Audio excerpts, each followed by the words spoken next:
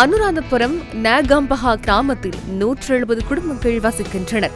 165 மாணவர்கள் நாகம்பா சிறிசும்பன வித்தியாலயத்தில் கல்வி பயில்கின்றனர். குறித்த கிராம மக்கள் சுத்தமான குடிநீர் பிரச்சனையை எதிர்நோக்கியது நேற்று இன்று அல்ல.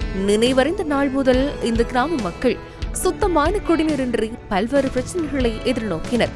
இந்த பிரச்சனைக்கு தீர்வு காணும் வகையில் கடந்த வருடம் மே மாதம் 19ஆம் தேதி கேபிட்டல் மகாராஜ குழுமத்தின் முன்னாள் தலைவர் கம்மித ஸ்தாபகர் அமரர் ஆர் ராஜ மகேந்திரன் அவர்களின் 82வது பிறந்த தினத்தை முன்னிட்டு கம்மிதவினால் அடிக்கல் நாட்டப்பட்டது. பாடசாலை மாணவர்களுக்கும் கிராம மக்களுக்கும் சுத்தமான குடிநீர் வசதியை பெற்றுக் கொள்ளக்கூடிய வகையில் குடிநீர் சுத்திகரிப்பு தொகுதியின் கட்டுமான பணிகள் நிறைவு செய்யப்பட்டன.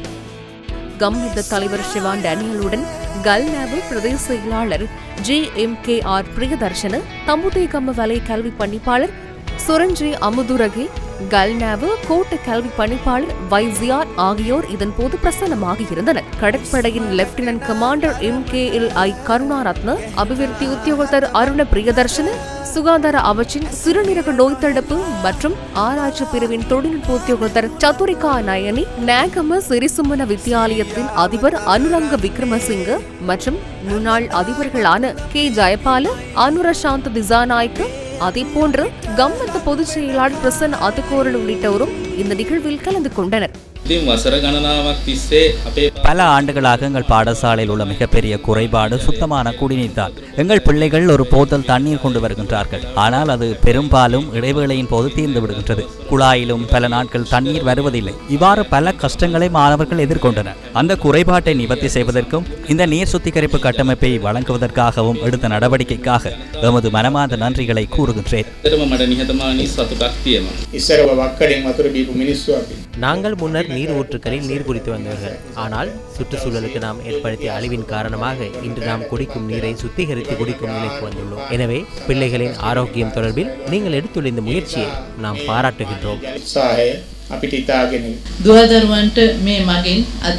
இன்றைய இந்த திட்டத்தின் மூலம் பிள்ளைகளுக்கு கல்வி மதிப்பு இருப்பதாக நான் நினைக்கின்றேன். கம்மித குழு எவ்வாறு செயற்படுகிறது என்பதை அறிந்து கொண்டனர். அடிக்கல் நாட்டப்பட்ட நாள் முதல் இன்று வரை கம்மித குழு ஒரு திட்டத்தை எவ்வாறு நடத்துகிறது என்பது பற்றிய ஒரு மறைமுக பாடத்திட்ட பகுதியும் இதில் காணப்படுகிறது. அதன் அடிப்படையில் எமது மாணவர்களின் வாழ்வில் அதிக மதிப்பு சேர்ந்திருக்க வேண்டும். கம்மித தலைவர் சிவான் டேனியல் இங்கு கருத்து தெரிவித்தார். இன்று நாம் உலகை ஒரு பெரும் கொந்தளிப்பான நிலையில் காண்கின்றோம். சில வாரங்களுக்கு பின்னர் இந்த உலக நிலைமை இந்த பிராந்திய நாடுகளில் ஏற்படுத்திய விளைவுகளை இப்போது நாம் காண்கின்றோம். நாம் சிக்கலில் இருந்த போது நமக்கு உதவிய நாடுகள் கூட இந்த நேரத்தில் இந்த பிரச்சனைகளை எதிர்கொள்கின்றன. எனவே நாம் என்ன செய்ய வேண்டும்? இந்த பிரச்சனையான எதிர்காலத்தை எதிர்கொள்ள 21 மில்லியன் மக்களும் ஒன்றிணைய வேண்டும். வீட்டில் விளக்கை அணைத்து சிறிதளவு தண்ணீரை சேமித்து பயண செலவுகளை குறைத்து இந்த நேரத்தில் நாம் செய்யும் அனைத்தையும் நாட்டிற்காக செய்வதாக கருதினால் இந்த சூழ்நிலையை எம்மால் எதிர்கொள்ள முடியும் என்று நான் நினைக்கின்றேன். அது மட்டுமல்ல, இது நமது நாட்டிற்கு ஒரு சிறந்த வாய்ப்பு என்று நாங்கள் நம்புகின்றோம். பூகோள அரசியலை பார்க்கும் போது நவீன இலங்கையை உருவாக்குவதற்கு இது நமக்கு ஒரு நல்ல வாய்ப்பு என்று நான் நினைக்கின்றேன். அந்த வாய்ப்பை நாம் கவனிக்காமல் விட்டுவிடக் கூடாது. நாம் நிச்சயமாக ஒன்று திரண்டு அந்த வாய்ப்பை பயன்படுத்திக் கொள்ள வேண்டும். யாராவது இல்லை, நாங்கள் ஏழைகள், நாங்கள் எப்போதும் இப்படியே தான் இருக்க வேண்டும், எமது நாடு பின்னோக்கி செல்கின்றது என்று சொன்னால், அல்லது இந்த பிரச்சனையான சூழ்நிலைகளில் சிலர் இந்த பிரச்சனைகளை மேலும் மோசமாக்க நடவடிக்கை எடுத்தால் அவர்கள் துரோகிகள். நான் கூற விரும்புவது அவ்வளவுதான்.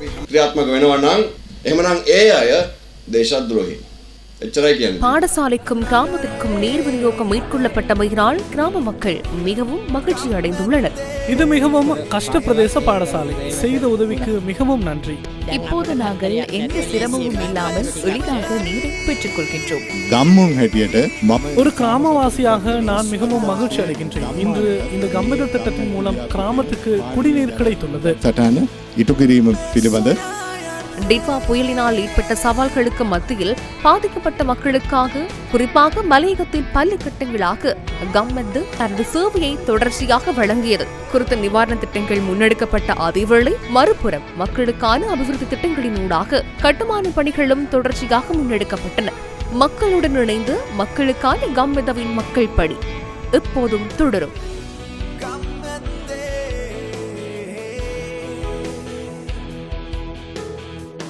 Sky